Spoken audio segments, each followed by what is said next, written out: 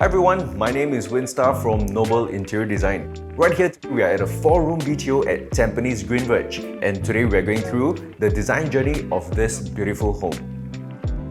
Here we are at the foyer, the entrance of the unit. It's very important to make sure that it's inviting and exclusive in this space. One of the key things that we notice here is that the ceiling is intentionally brought down. The reason why we did this was to make it more cozy and more inviting. One good tip that you can take note of is that if you don't like the color of your door, you don't actually have to buy a whole new door because fire-rated doors are very expensive. So what you can do is get a film, a sticker that matches the color of the laminates in your place and stick over it. Over here is one of my favorite part of the place. It's an island and we intentionally built it over here. You can see that it's curved edged. You walk around this area quite often, so it's pretty important to make sure that it's not sharp. Functionality wise as well, we made sure that there is enough storage space here for their shoes, drawers for their masks, their socks, etc. Beautiful piece with functionality in mind. Moving over to the other side, we also made sure to cover everything that is non-aesthetic. So this was initially the DB box area. We did cabinet doors with fluted panels to conceal all the wires and not so nice stuff. We placed a very huge mirror over here so that they can check themselves out before they leave the house. While designing the place, we also made sure to understand the client's requirements, their needs and their interests. So this homeowner, they love to drink.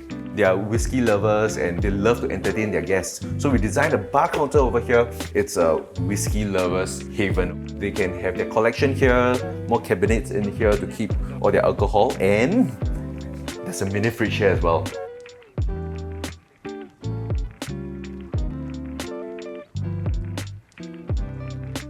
And now, over to the kitchen. When I first met the homeowners, they actually wanted to have an open concept kitchen, but because of the layout constraints, they aren't able to achieve that because the bomb shelter is right smack in the middle between the kitchen and the living area. But they still like to have a spacious feel to it, so to achieve that, there are a few elements that I did. Coming in here, you will notice that the walls of the service yard are hacked away, so we elongated this area. This portion, we didn't have any top cabinets, so that when you see here, it's wider. You can see that the tiles are intentionally selected bigger and wider so that we see less grout lines and it actually feels bigger as well.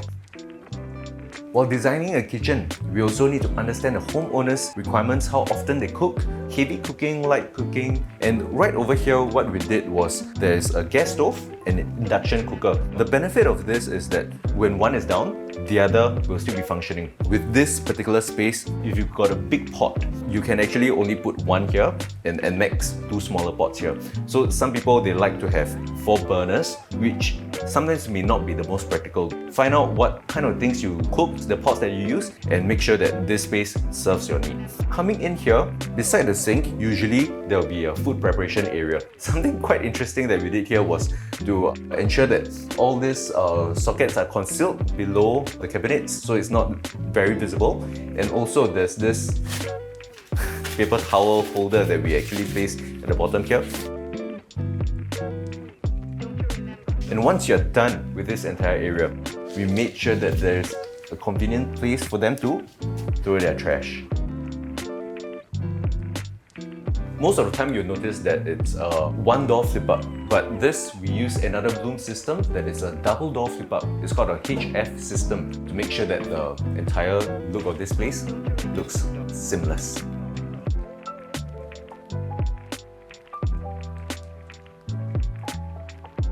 Now coming back to the living room, the important factors for the homeowners are that they wanted to make sure that the living area is big and spacious. To achieve that, we actually hacked away one of the bedroom to make sure that they've got a bigger space here.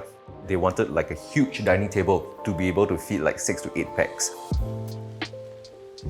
To make the whole space bigger and taller, this foyer area, we brought it down.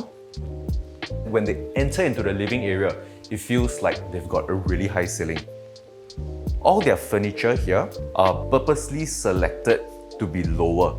So their console's lower, their sofa is lower than usual, and even their dining table and chairs are lower. So it's a more Japanese kind of style.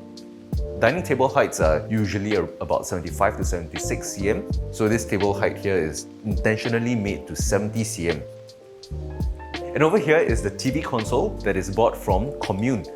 We intentionally selected this to match the entire theme of the house, the walnut color as well as these little details of the handles. And while talking to the homeowners one day, they actually mentioned that they didn't like to have conventional flooring, like vinyl flooring, because everyone's using it, and they didn't like tiles because of all the groutings. So you can actually see over here where it's cement screeded. And what's beautiful about this is that you don't see anything that is repeated. The entire thing is one full big piece. And to finish off the living and dining area, we customized this mirror over here. It's semicircle, customized to make sure that it ends nicely. And this adds depth and space to the dining area. The homeowners, they love to read, so we intentionally built in this space where they can keep all their books and all their stationery. The coffee table as well as the sofa, they are from Homage, which sells more Japan-like furnitures. And also coming to the dining table, this dining table is customized with the table guys. We went down to the showroom, selected the slab of wood that we liked, and we stained it into a color that matches the entire theme seamlessly. Hey Google, I'm home. As you can see, this homeowner have also done up smart home system. So these are smart switches. You can control the lighting as per what you program it to be.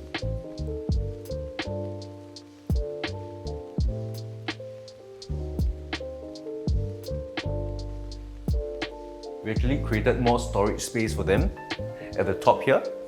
And following the fluted design, we did this feature wall to conceal the bomb shelter door, as well as the common bathroom. Coming in here, you'll notice that the tiles are not done all the way to the ceiling. We actually cement screeded the top part as well. If you notice, this glass is curved, and to make it seamless, the mirror over here is also curved as well. Okay, now we are here at the master bedroom. So while talking with the homeowners about what they wanted in their master bedroom, they mentioned to me that they wanted something more spacious, open, as what they did in their living. What we did was that we shrunk one of the bedrooms and enlarged the master bedroom. So for a conventional 4-room BTO layout, the master bedroom starts from somewhere here, where this is part of the common bedroom. This space is technically just a walk-in, you can't do anything here, and then you enter the bathroom.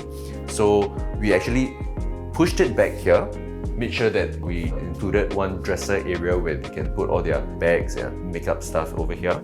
And they wanted this space to be spacious, easy to walk, and potentially put their baby cot here as well. And if you were to realize, this wardrobe was also designed with the same laminate throughout the entire house. The dresser, the wardrobe, even the kitchen.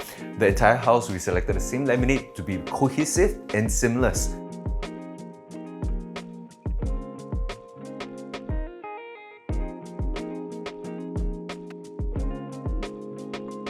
And moving over to the bed area, it's also a customized bed frame with a headboard, and the side tables are also customized entirely with the same laminate as well.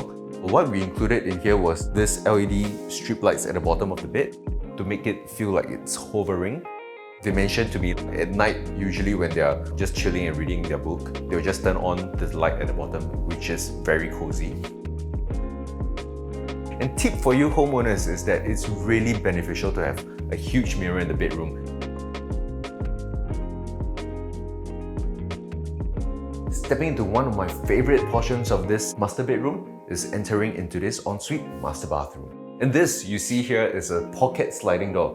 When you slide open, it actually conceals to the back of the dresser. So it's amazing. And what I like here is this fluted glass. It's concealed, you don't see the inside, but it makes it interesting. So coming in here, you will also see this beautiful bathroom where the tiles are selected to be big as well, so that it enlarges the space of the master bathroom.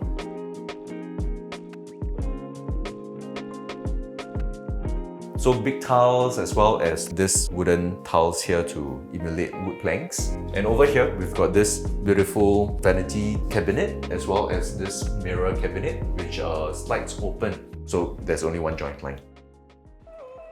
Yep, so this brings us to the end of the design showcase. This is how the entire journey of our conceptualization, the execution to the end product, which is what you see today.